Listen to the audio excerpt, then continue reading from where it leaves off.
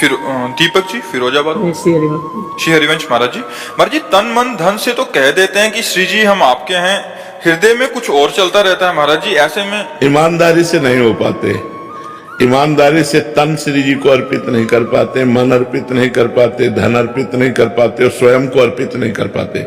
पर एक जगह तो अर्पित हो गया, वाणी एक अंग शुरू हुआ ना। हमारा मन नहीं अर्पित है, तन नहीं अर्पित है, हृदय से अर्पित नहीं, लेकिन वाणी तो अर्पित हो गई कि हे नाथ मैं आपकी शरण में हूं।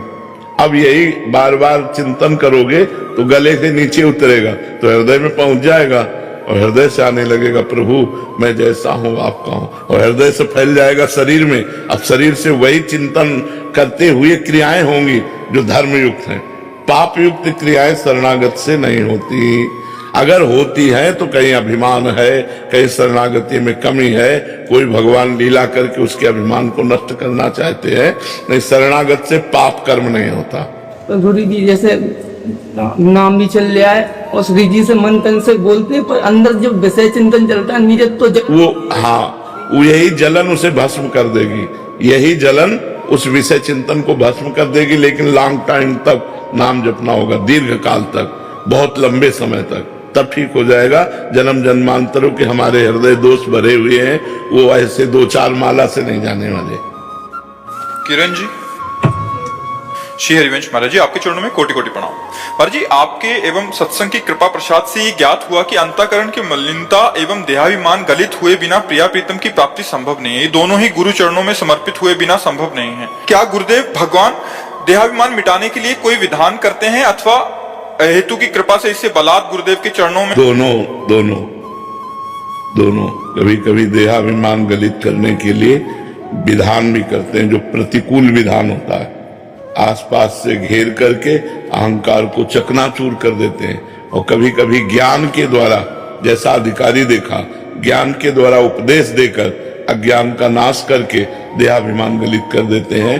पर उपदेश तभी या प्रतिकूलता तभी साधक सह सकता है जब साधना करता होगा। जैसा गुरुदेव बोले वैसी साधना होगी। मन वचन कर्म से गुरुदेव की आज्ञा के अनुसार चलने वाले पर ही प्रयोग होगा। अगर वो मन वचन कर्म से आज्ञा का पालन नहीं करता तो सही नहीं पाएगा, भाग जाओगे। जरा सी प्रतिकूलता हुई तो आप भाग खड़े होगे, और अगर आप परमार्थ के पथिक हो तो आपको लगेगा कि है प्रतिकूल बात लेकिन कोई मंगल विधान है।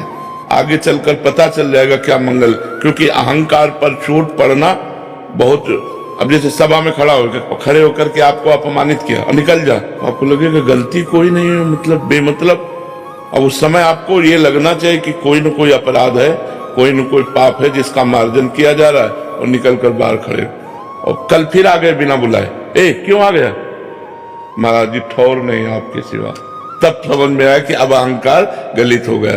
पक्का साधक जो आज्ञा पर प्राण समर्पित कर दे तब अहंकार गलित होता है। अहंकार बहुत सूक्ष्म होता है, अंदर अहंकार नहीं, ये भी अहंकार बड़ा सूक्ष्म अहंकार होता है। इसलिए गुरु और भगवान की शरण में होकर नाम जप करते हुए उनकी आज्ञा के अनुसार चले, वो वैसा कर देते हैं, बिल्कुल कर देते हैं। ऐसी परिस्थिति ला देते हैं कि बस मिटिया मेट, बस एकमात्र भगवान की शरण सुनेरी मैंने निर्बल के बलराम। हे नाथ मैं दीनहीन पतित, आप पावन करने वाले प्रभु मैं आपकी शरण में हूं।